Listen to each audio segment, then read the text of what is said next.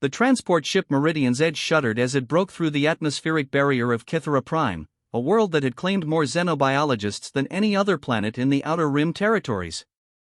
Dr. Elena Vasquez pressed her face against the porthole, watching the crimson landscape unfold below like a wound across the planet's surface. At 26, she was the youngest member of the Galactic Xenobiology Consortium ever to be granted a solo research permit for a Class X dangerous world. The Kytheran wilderness stretched endlessly beneath them, a maze of crystalline formations and bioluminescent forests that pulsed with an alien heartbeat. Somewhere down there lived creatures that had terrorized the galaxy for 3 centuries. The Kytheran apex predators were legendary for their intelligence, their savagery, and their complete inability to be tamed or reasoned with. Every attempt at peaceful contact had ended in blood and screaming. "You sure about this, Doc?" Captain Martinez called from the pilot's seat, his weathered hands gripping the controls with white knuckles. "We can still turn around. No shame in living to fight another day." Elena checked her equipment one final time, running through the mental checklist she had memorized during the 6-month journey from Earth.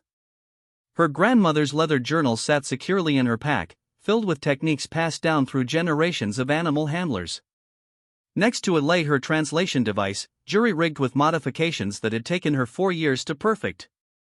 Most importantly, strapped to her chest was a small device of her own invention, a biorhythmic harmonizer that could detect and potentially sync with alien neural patterns. "I'm ready," she said, though her voice carried a slight tremor. "The research station is only 3 kilometers from the landing zone. If I can establish communication with even one of the apex predators, it will change everything we know about interspecies contact." The ship touched down in a clearing surrounded by towering spires of blue-green crystal that hummed with subsonic frequencies. Elena could feel the vibrations in her bones as she gathered her gear. Through the ship's speakers came the familiar warnings from Galactic Command, broadcast on a loop to all vessels entering Kytheran space. Warning to all personnel. Kytheran apex predators are Class Omega hostile entities. Do not attempt communication. Do not attempt capture. Immediate evacuation protocols are in effect for all civilian personnel. Military intervention authorized for any predator encounters. Elena silenced the broadcast and shouldered her pack. She had spent years studying the fragmentary footage that survived from previous expeditions. The creatures were magnificent, standing nearly 4 meters tall, with sleek muscular bodies covered in scales that shifted color like liquid metal. Their intelligence was undeniable, evidenced by their use of tools and complex hunting strategies. But what fascinated Elena most were the subtle behavioral patterns she had noticed in the recordings. The way they tilted their heads when curious. The protective stances they took around their young. The intricate social hierarchies visible in their pack movements. These were not mindless killers. These were people. "Give me 48 hours, Elena told Captain Martinez as she prepared to disembark. "If I haven't made contact by then, you can report back to the consortium that their investment was a loss." The captain's expression was grim. "Elena, in 48 hours, there might not be enough of you left to identify. These things don't take prisoners." She paused at the airlock, her hand resting on the control panel. They've never encountered someone who understands what they're trying to say. The Kytheran air was thick and humid, carrying the scent of exotic pollens and something else, something wild and predatory that made her human instincts scream warnings. Elena ignored the fear and began walking toward the abandoned research station, its skeletal frame visible through the crystal forest like the ribcage of some massive beast. She had barely traveled a kilometer when she heard them. The sound started as a low rumbling that seemed to come from the planet itself, rising through the crystalline formations and vibrating through her body. Then came the calls, complex vocalizations that ranged from subsonic growls to piercing harmonics that made her teeth ache. Elena stopped walking and pulled out her translation device, quickly adjusting the frequency ranges to capture the full spectrum of the sounds. Her grandmother had always said that every animal spoke if you knew how to listen. The key was not just hearing the sounds, but understanding the emotions behind them. Fear, aggression, curiosity, pain, these were universal languages that transcended species barriers. The biorhythmic harmonizer began picking up neural signatures. Three distinct patterns, moving through the forest approximately 200 meters ahead. Elena's heart hammered against her ribs as she realized what this meant. She was about to encounter Kitharan apex predators in the wild, something no human had done and survived to document. She found a position between two large crystal formations and activated her equipment. The translation device began processing the vocalizations, breaking them down into component frequencies and emotional markers. What she heard made her breath catch in her throat. They were talking about her. The patterns were too complex to be simple territorial warnings or hunting calls. These creatures were engaged in what could only be described as conversation. One voice, deeper than the others, seemed to be issuing instructions. A higher-pitched voice responded with what sounded like questions. The third voice, somewhere between the other two, appeared to be mediating or providing additional information. Elena began to understand individual concepts. The word that appeared most frequently translated roughly to small walker or tiny one. Another recurring phrase seemed to mean strange scent or new thing. But, most intriguingly, there was a concept that her device struggled to translate, something that meant both potential friend and possible danger simultaneously. They were trying to decide what to do about her. Moving slowly to avoid sudden noises, Elena pulled out her grandmother's journal and flipped to a section on approach techniques for apex predators. The key was to demonstrate non-aggression while simultaneously showing that she was not prey. In her grandmother's words, she needed to present herself as an equal worthy of consideration. Elena began to vocalize, using the harmonic ranges her device had identified as carrying the most emotional weight. She started with simple concepts, broadcasting feelings of curiosity and peaceful intention through carefully modulated tones. The biorhythmic harmonizer helped her match the neural patterns associated with non-aggressive states. The forest fell silent. For nearly 10 minutes, Elena continued her careful vocalizations, gradually introducing more complex concepts. She tried to convey her identity as a seeker of knowledge, someone who came not to harm but to understand. She spoke of the vast distances she had traveled, of her respect for their strength and intelligence, of her desire to learn their ways. A rustling in the undergrowth made her freeze. Through the crystal formations, she caught her first glimpse of a Kitharan apex predator in the wild. The creature was even more magnificent than the footage had suggested. Its scales shifted from deep purple to silver as it moved, each movement flowing with predatory grace. Its head was elongated and elegant, with large eyes that showed unmistakable intelligence. When it looked directly at her, Elena felt as though she was being evaluated by a mind as complex as her own. The predator spoke, its voice a rich baritone that resonated through the crystals. Elena's translation device worked frantically to parse the meaning. Small walker speaks the deep words. Strange thing knows the zone beneath zones. We wonder at this. We question the meaning of small walker's presence in the crystal home. Elena's hands trembled as she crafted her response, using every technique her grandmother had taught her about communicating with apex predators. She had to show strength without aggression, intelligence without threat, respect without submission. Great hunter of the crystal home, this small walker comes seeking wisdom sharing. I travel far distances to learn the ways of the deep zone. I offer knowledge trade and respect giving for the privilege of understanding seeking. The predator tilted its head in a gesture she recognized from the footage as indicating deep consideration. It called out to its companions, and two more magnificent creatures emerged from the forest. One was slightly smaller, with scales that shimmered gold and green. The other was massive, easily the largest apex predator ever recorded, with battle scars marking its hide and eyes that spoke of decades of survival in the harsh Kitharan wilderness.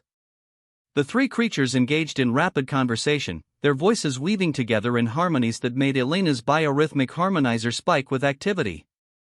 She caught fragments of meaning: unprecedented behavior, possible deception, scent truth suggests honesty, small walker shows proper respect forms. Finally, the largest predator stepped forward and fixed Elena with a stare that seemed to penetrate directly into her soul. I am Keth Moran, hunt leader of the 3rd Crystal Territory. You are the first small walker to speak our deep song without attempting harm or capture. This is unprecedented in our long memory. Why do you come to our domain with words instead of weapons? Elena took a deep breath, knowing that her answer would determine whether she became the first human to establish peaceful contact with the Kithaeron apex predators, or simply the latest casualty in 3 centuries of failed encounters. Hunt Leader Keth Moran, I come because I believe we are not so different. Both our species know the bonds of family, the pride of achievement, the sorrow of loss. I seek to build a bridge of understanding between the small walkers and the great hunters, so that future meetings need not end in blood and grief. The 3 predators exchanged looks that conveyed volumes of unspoken communication. Elena realized she was witnessing something extraordinary, the exact moment when 2 species, separated by evolution and circumstance, recognized their common ground. Keth Moran moved closer, and Elena forced herself to remain still despite every instinct screaming at her to run. The massive predator lowered his head until they were eye to eye, his breath warm against her face. When he spoke, his voice carried a weight of decision that would echo across the galaxy. Small walker Elena of the distant stars, you have spoken words that no other of your kind has ever offered. You show wisdom beyond your size, courage beyond your species' reputation. We will grant you the privilege of joining our hunt circle as an honorary pack sibling. You will learn our ways, and perhaps we will learn yours. Elena felt tears streaming down her face as the magnitude of the moment struck her. She was not just making first contact, she was being adopted into an apex predator pack as an equal. Her grandmother would have been proud. The golden-scaled predator, who introduced herself as Velthera, the pack's scout leader, began explaining the protocols for pack behavior. The smaller predator was Jethkol, a young but highly intelligent tracker who would serve as Elena's primary guide in learning their customs. As the day progressed, Elena found herself walking through the crystal forest surrounded by 3 of the galaxy's most feared predators, engaged in conversations about hunting techniques, territorial boundaries, and the complex social structures that governed Kithaeron society. Her translation device worked overtime to process the incredible depth and nuance of their language, while her biorhythmic harmonizer helped her maintain the neural synchronization necessary for true communication. But it was when they reached the pack's den site that Elena truly understood the magnitude of what she had achieved. Nestled in a grove of singing crystals was a community unlike anything documented in galactic records. Dozens of apex predators moved with purpose and cooperation, some tending to young, others crafting tools from crystal and metal, still others engaged in what could only be described as artistic pursuits. This was not a collection of mindless killing machines. This was a civilization. Keth Moran noticed her amazement and rumbled with what she was learning to recognize as Kithaeron laughter. You expected perhaps a cave filled with bones and blood? Your people understand so little of our true nature. We are builders, thinkers, creators. We kill only when necessary for survival or when others bring violence to our domain. Elena activated her recording equipment, knowing that every moment of this encounter would need to be documented for the consortium. But, more than that, she was beginning to understand that her mission had evolved beyond simple research. She was not just studying the Kithaeron apex predators, she was becoming the bridge between 2 species that had been locked in mutual misunderstanding for centuries. As evening fell across the crystal forest, painting the sky in shades of amber and violet, Elena found herself seated in a circle of predators, sharing stories of Earth and learning tales of ancient Kithaeron history. Velthera spoke of the first small walkers who had come to their world, weapons blazing, showing no interest in communication. Jethkol described the confusion and anger that had grown over generations as humans continued to approach with violence instead of words. We began to believe that small walkers were incapable of true thought, Keth Moran admitted. Your kind seemed to possess only fear and aggression. We responded in kind, as any sentient being would when faced with persistent hostility. Elena felt a deep sadness as she realized how much suffering could have been avoided if just one person had tried to communicate instead of shooting first. But she also felt hope, because she was proving that understanding was possible. The conversation was interrupted by an urgent call from the pack's perimeter scouts. Velthera leaped to her feet, scales shifting to deep red in what Elena recognized as a warning coloration. Another small walker vessel approaches, she reported. Large. Heavily armed. They broadcast the standard warnings about our kind. Elena's blood ran cold as she realized what was happening. The military had detected her landing and was coming to rescue her, which would almost certainly mean opening fire on the predators at the first sign of resistance. She had 48 hours to prevent a massacre and prove that peaceful coexistence was possible. The clock was now ticking, and the stakes had just become life or death for both species. Elena stood up, looking at the predators who had welcomed her into their community, and made a decision that would either save two civilizations or get her killed in the attempt. Keth Moran, I need your help. My people are coming, and they don't understand what I've learned here. They will see you as threats and react with violence. But if we work together, we can show them that there's another way. The hunt leader's eyes glowed in the gathering darkness as he considered her words. Around the circle, other predators began gathering, their expressions serious as they realized the implications. What do you propose, pack sibling Elena? She took a deep breath and outlined a plan that was either brilliant or suicidal. By morning, they would either achieve the impossible, or Elena Vasquez would become another tragic footnote in the long history of failed human-Kitharan contact. The human military ship Retribution dropped out of hyperspace with all weapons charged and shields at maximum. Colonel James Hendricks stood on the bridge, his jaw clenched as he reviewed the mission parameters that had brought him racing across 3 star systems. A civilian xenobiologist had gone missing on the most dangerous world in the Outer Rim, and reconnaissance drones had detected large predator movements near her last known position. "Sir, we're picking up the civilian's beacon," Lieutenant Ross reported from the sensor station. "She's alive and stationary approximately 15 clicks from the original landing zone." "But, sir..." The young officer's voice carried a note of confusion. "The readings are strange.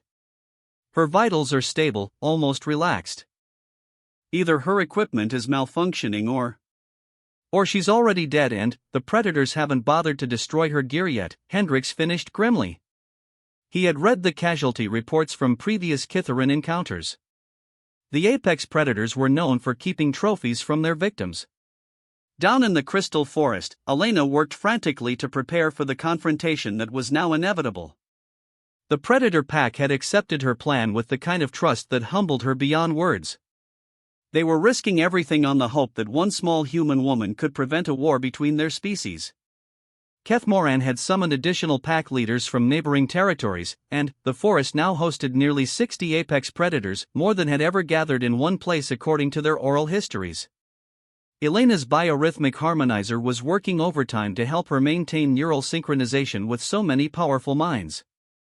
"The small walker warship carries enough weapons to devastate our entire territory," reported Zach Thorin, an elder predator whose scales bore the silver of advanced age. His intelligence networks extended across the planet, gathering information through methods Elena was only beginning to understand. "They will not approach with peaceful intentions." Elena checked her equipment one final time, making sure every recording device was functioning.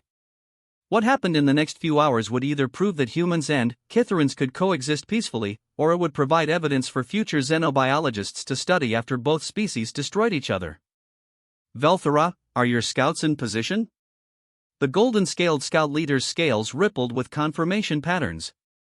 "All perimeter teams are ready. We will demonstrate non-aggressive positioning as you instructed, but, Elena..." Her voice carried worry. "If your pack siblings open fire, we cannot simply allow ourselves to be slaughtered. Our young ones are depending on us." Elena understood the weight of responsibility on her shoulders. These magnificent beings were trusting her with their lives based on less than 24 hours of acquaintance. The fact that they were willing to attempt peaceful contact at all was a testament to their intelligence and courage. "Jeff Cole, you remember the communication protocols we practiced?"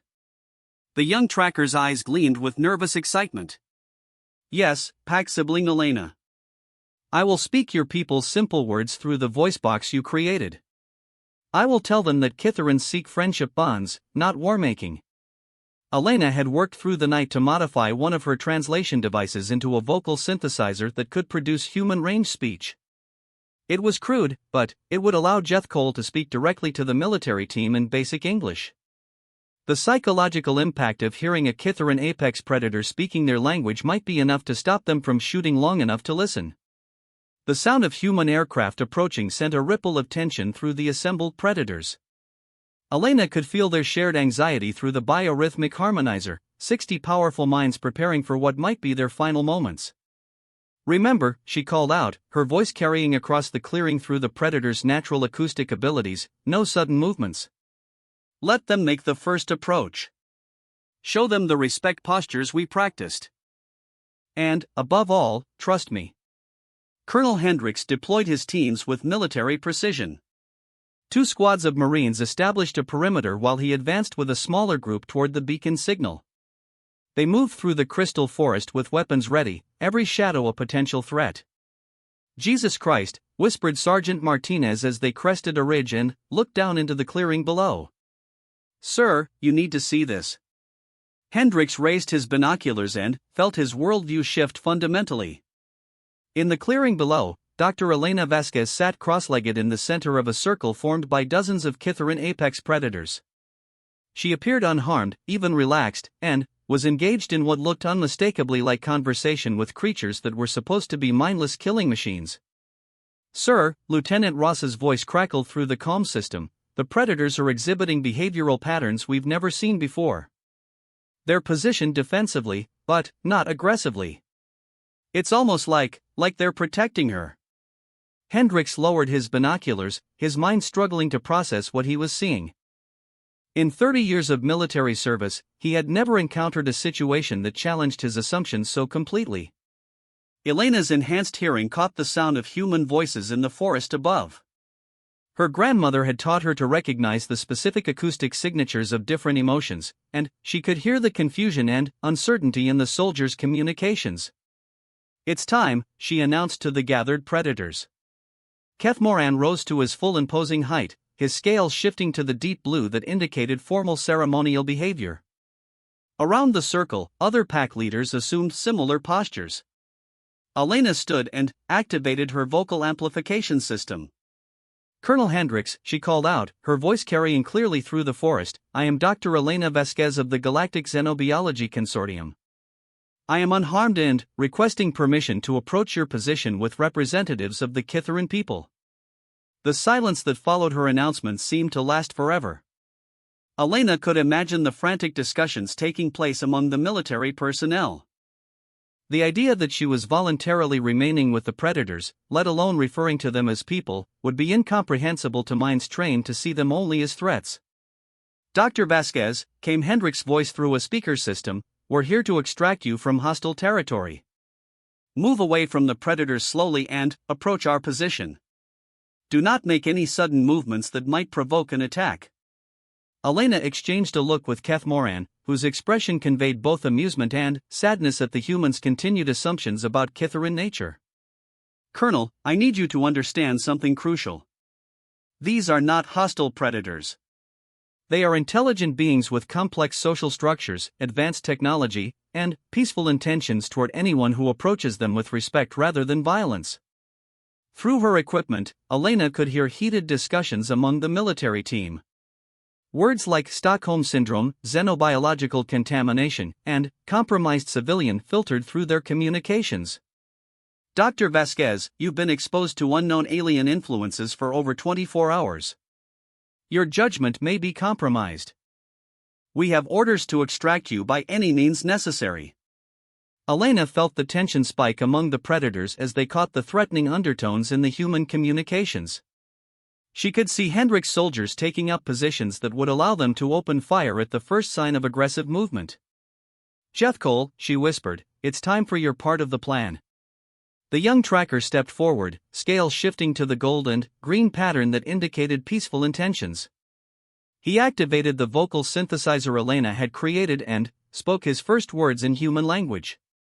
"Human soldiers, I am Jethkol of the 3rd Crystal Territory.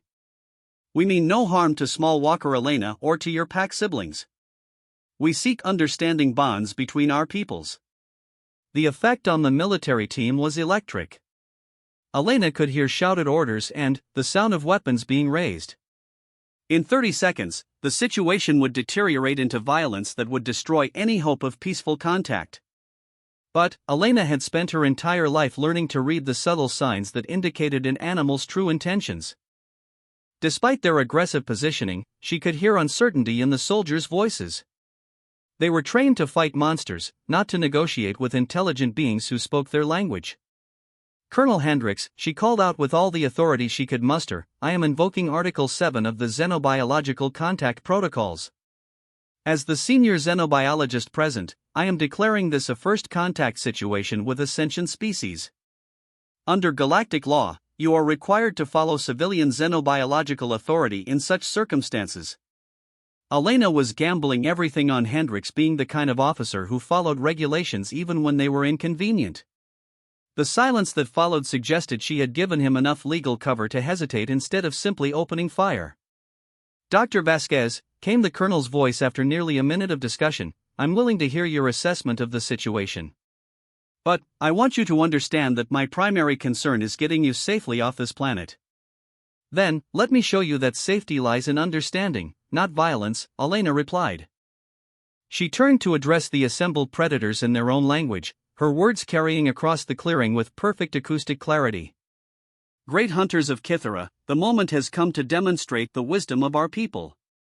The small walker soldiers are afraid because they do not understand our true nature. We will show them through actions that Kytherans are builders of peace, not dealers of death. What happened next would be talked about in xenobiological circles for centuries. 60 of the galaxy's most feared predators began to perform a synchronized ritual that Elena had learned was called the Harmony of Understanding. Their voices rose in complex musical patterns that resonated through the crystal formations, creating an acoustic phenomenon that was both hauntingly beautiful and unmistakably intelligent. The sound reached the human soldier's position like a wave of pure artistry.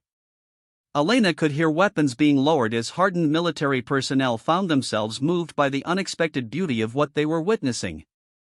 Colonel, she called out as the harmony reached its crescendo, I'm coming up to your position now. I'll be accompanied by 3 Kytheran representatives who wish to establish formal diplomatic contact with humanity. Elena began walking up the slope toward the human position, flanked by Kethmoran, Belthera, and Jethkol. The 3 predators moved with careful deliberation, their every gesture designed to convey peaceful intentions to minds that had been conditioned to see them as threats. When they crested the ridge and came face to face with the human military team, Elena could see the exact moment when trained soldiers realized they were looking at people, not monsters. The Kytherans' obvious intelligence, their controlled movements, and their patient willingness to submit to human scrutiny spoke louder than any weapon. Colonel Hendricks was a career military man who had seen combat across a dozen worlds, but nothing had prepared him for the moment when Kethmoran looked directly at him and spoke through Jethkol's translator. Colonel Hendricks of the Human Star Warriors, I am Kethmoran, hunt leader of the 3rd Crystal Territory. I greet you in the name of peace and mutual understanding. Your pack sibling Elena has taught us much about the courage and wisdom of humanity. We hope to learn more. Hendricks found himself looking into eyes that held unmistakable intelligence and dignity. These weren't the savage beasts described in military briefings.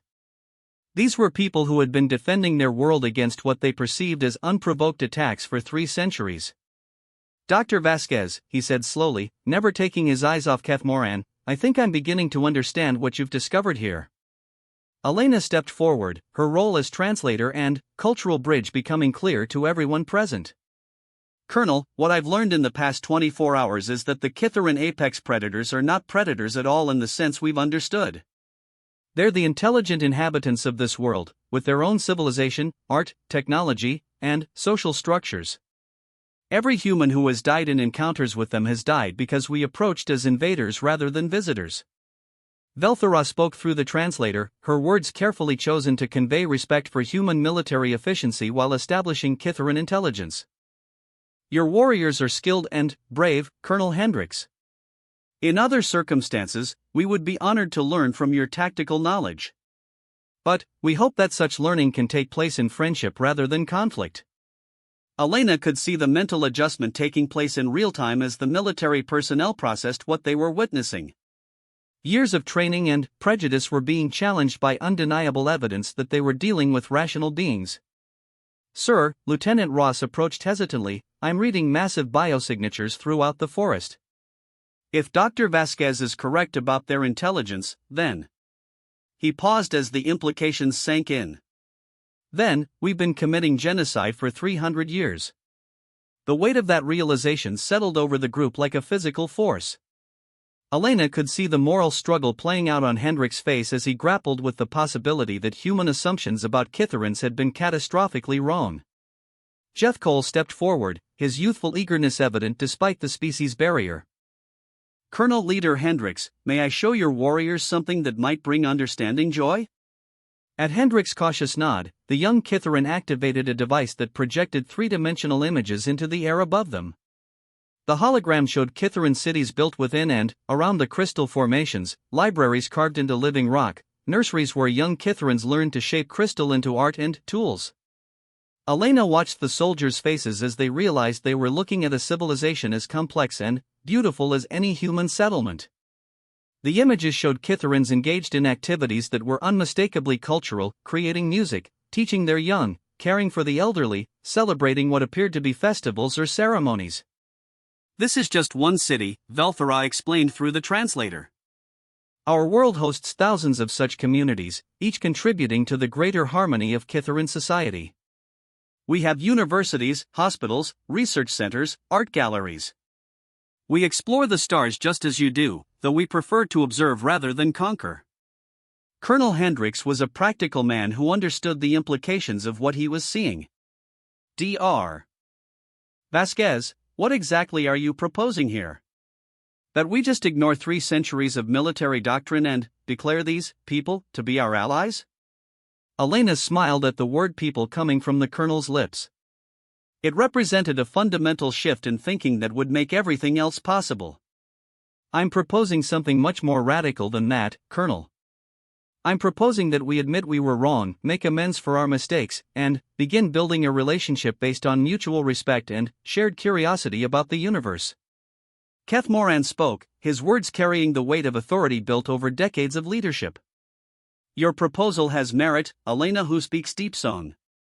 But such a transformation cannot happen overnight.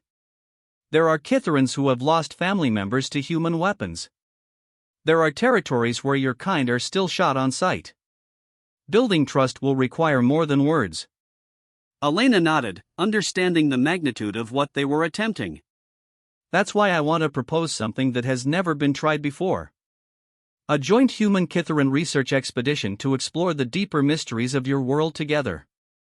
Humans and Kitherans working side by side, learning from each other, proving that our species can not only coexist but thrive together. The idea was audacious enough to capture everyone's imagination. Elena could see the possibilities spinning through their minds: humans learning Kitheran crystal shaping techniques, Kitherans studying human stellar navigation, joint teams exploring the vast unexplored regions of Kithera Prime. But she could also see the skepticism, the fear, the ingrained prejudices that would make such cooperation seem impossible to many on both sides. There will be resistance, Hendrix warned. From high command, from the civilian government, from every human who's been taught to fear the Kitherans. And from Kitheran territorial leaders who see humans only as invaders, Velthara added. Convincing our people to trust yours will require evidence that humans can change their fundamental approach to our world. Elena looked around at the mixed group of humans and Kitherans who had somehow managed to have a civil conversation despite centuries of mutual hostility. If it was possible here, in this moment, then it was possible everywhere. Then, we make it work by starting small and proving that it can be done, she said firmly. One research team, one shared discovery, one example of what our species can accomplish together. We become the proof that peace is possible. The sun was setting over the crystal forest, painting the sky in shades that reminded Elena of both human sunsets and the bioluminescent displays that marked Kitheran's celebration times. It seemed fitting that day and night could coexist so beautifully on this world where two species were finally learning to see each other clearly. Colonel Hendrix made a decision that would echo through galactic history. Dr. Vasquez, I'm prepared to support your recommendation for joint research operations, subject to approval from High Command. But I want your personal guarantee that human personnel will be safe under Kitheran protection. Keth Moran's response was immediate and solemn. You have the sworn word of the Third Crystal Territory that any human who comes to our world in peace will be protected as our own pack siblings. We will extend this protection to all territories that acknowledge our leadership. Elena felt tears of relief streaming down her face as she realized they had done it. They had achieved what everyone said was impossible. Humans and Kitharans were going to work together. But, even as she celebrated this victory, she knew that the hardest part still lay ahead. Convincing two galactic civilizations to abandon centuries of fear and hatred would require more than one successful first contact. It would require sustained effort, constant diplomacy, and probably more than a few miracles. Elena Vasquez had bent some of the galaxy's fiercest creatures to her will, but what she had really done was far more impressive. She had bent herself to understand their nature, and, in doing so, had opened a door between worlds that could never again be closed. 6 months after first contact, the joint Human-Kitharan research station stood as a testament to what cooperation could achieve. Built using combined technologies, the facility rose from the crystal forest like a fusion of two civilizations. Human engineering melded seamlessly with Kitharan crystal-shaping artistry. Dr. Elena Vasquez walked through the central laboratory where species that had once tried to exterminate each other now worked side by side on projects that neither could have accomplished alone.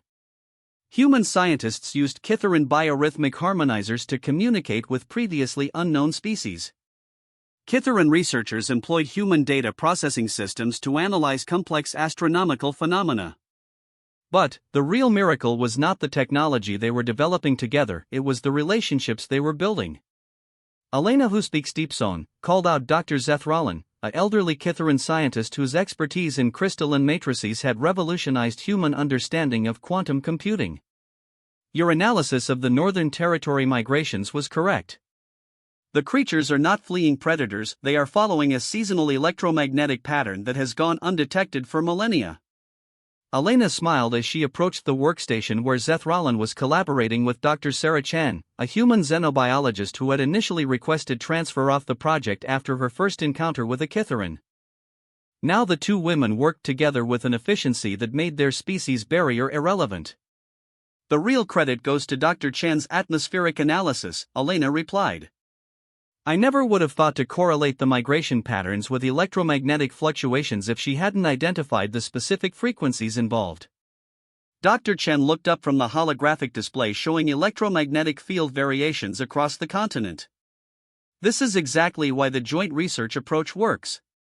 Elena's ability to communicate with the migrating species provided data points we never could have gathered through remote observation. The easy collaboration between the three scientists would have been impossible to imagine just months earlier. Elena remembered the early days of the research station, when every interaction between humans and Kitharans was carefully monitored, when simple misunderstandings about social customs had nearly derailed the entire project multiple times. The breakthrough had come when Elena realized that successful integration required more than just translation devices and good intentions. It required fundamental changes in how both species approached the concept of cooperation itself. Dr. Vasquez, came a voice from the communications center, you have an incoming priority message from Galactic Command. Elena sighed, knowing that such messages rarely brought good news.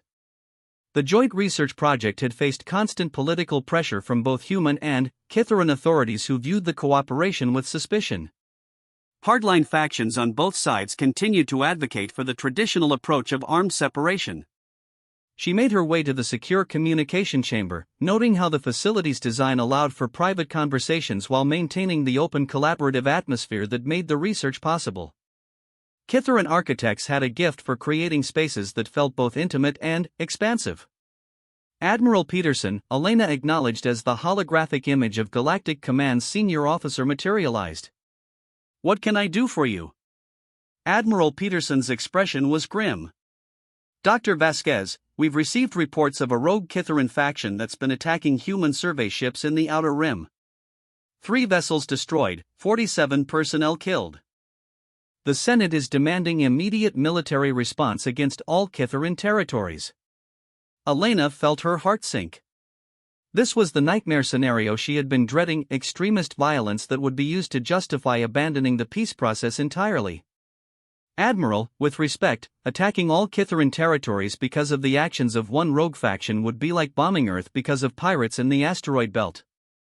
You know as well as I do that Kitharan society is just as diverse as human society. I know what you've accomplished on Kythera Prime, Peterson replied. But, I also know that the Senate isn't interested in nuance when human civilians are being slaughtered. Unless you can provide a solution that addresses the rogue faction problem, the military is going to be given a free hand to resolve this situation in their traditional manner. Elena closed her eyes, thinking fast.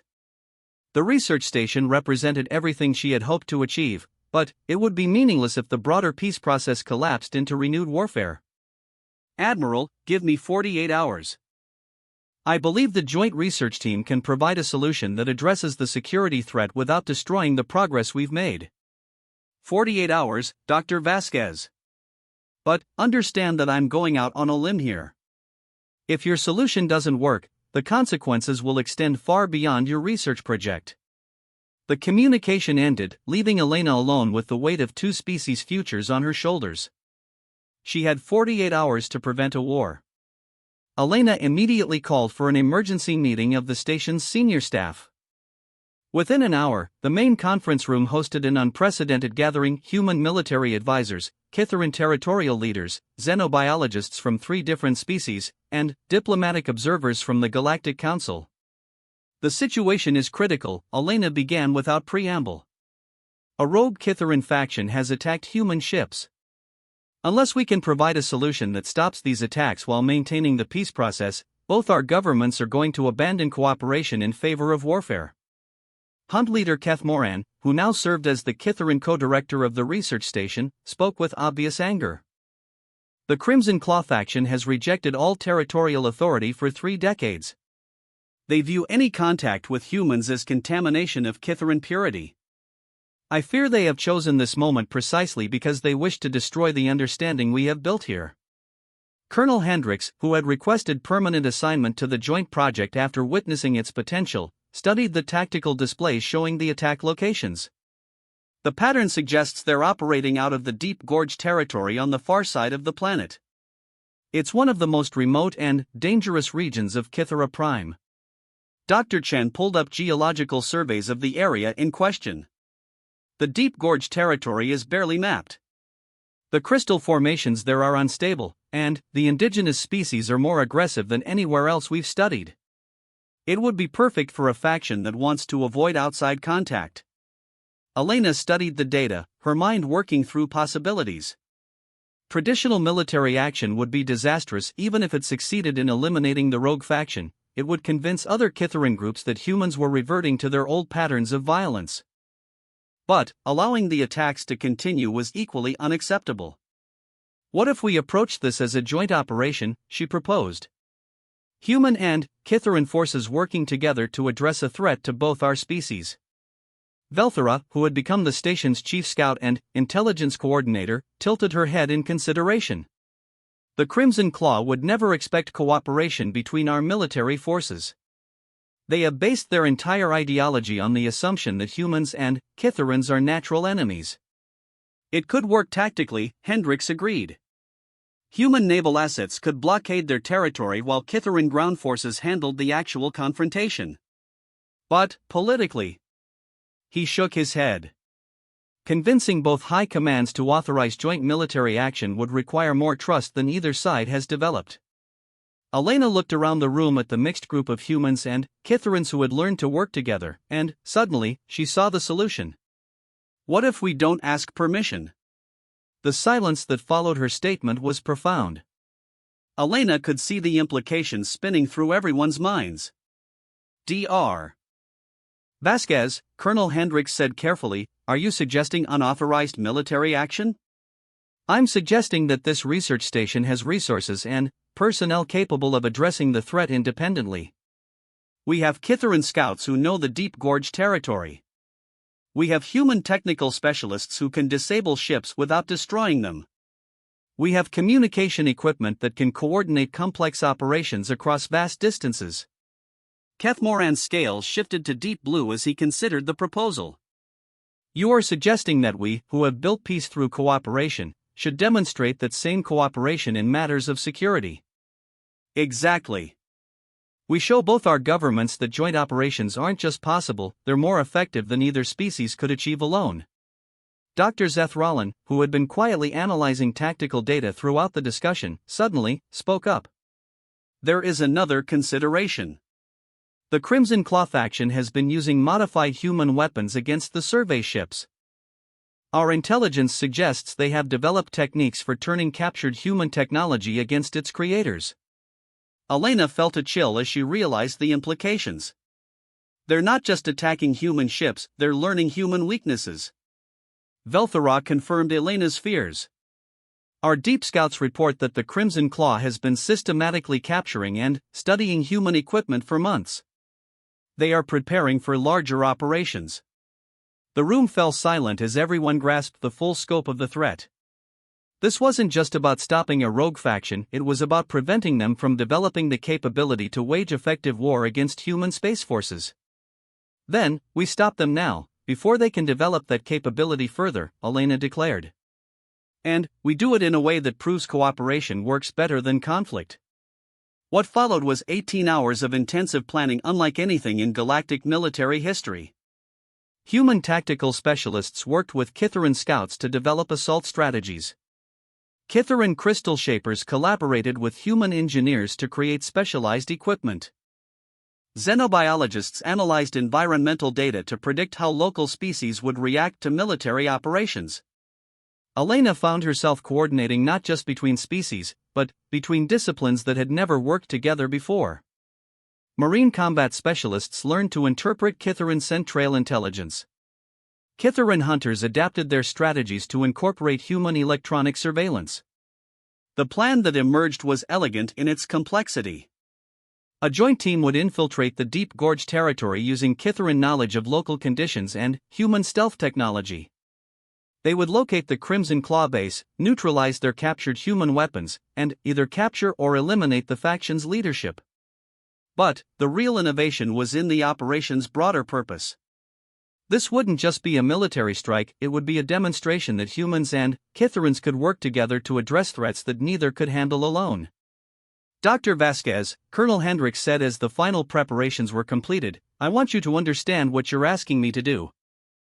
I'm about to authorize an unauthorized joint military operation based on 18 hours of planning with aliens I've known for 6 months." Elena met his gaze steadily. "Colonel, what I'm asking you to do is trust that the cooperation we've built here is strong enough to handle real-world challenges. Either we believe in what we've created, or we don't." Keth Moran stepped forward, his massive form somehow conveying both power and gentleness. "Colonel Hendricks, you have proven yourself to be a warrior of honor and wisdom. I would be privileged to fight beside you and your soldiers."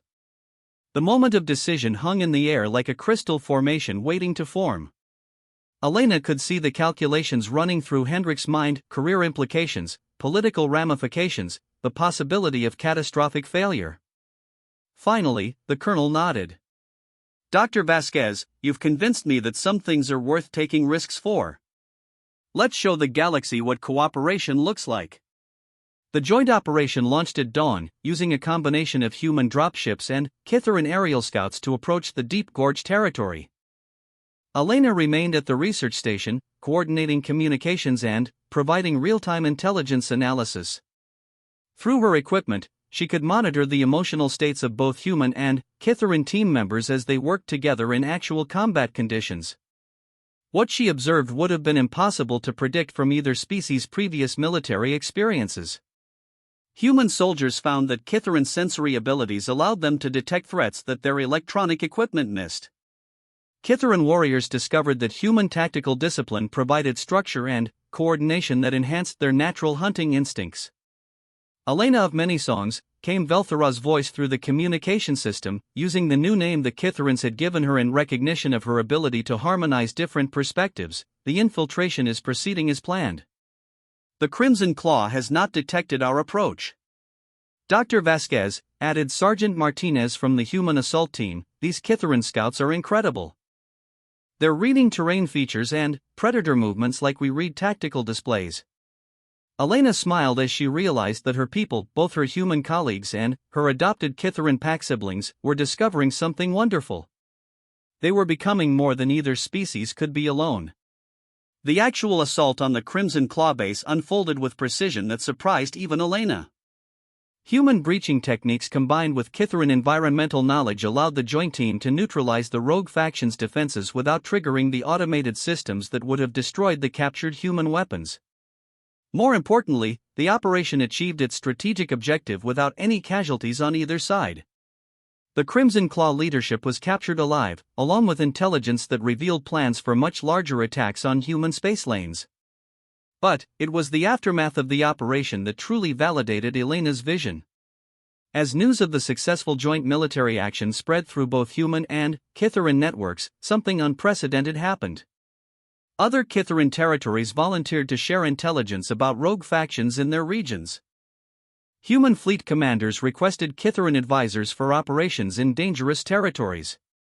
The cooperation that had been forced by crisis was transforming into genuine partnership.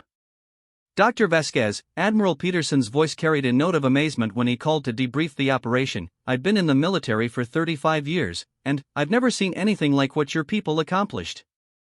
Joint operations that would have taken months to plan and approve happened in less than 2 days." Elena looked out at the research station's main laboratory, where humans and Kitharans were already analyzing data from the successful mission to plan future cooperative operations. "Admiral, what we've accomplished here is proof that our species are stronger together than apart. The question now is whether we're willing to build on that strength." 6 months later, Elena stood before the Galactic Council to present her final report on the Human Kitharan Cooperation Project.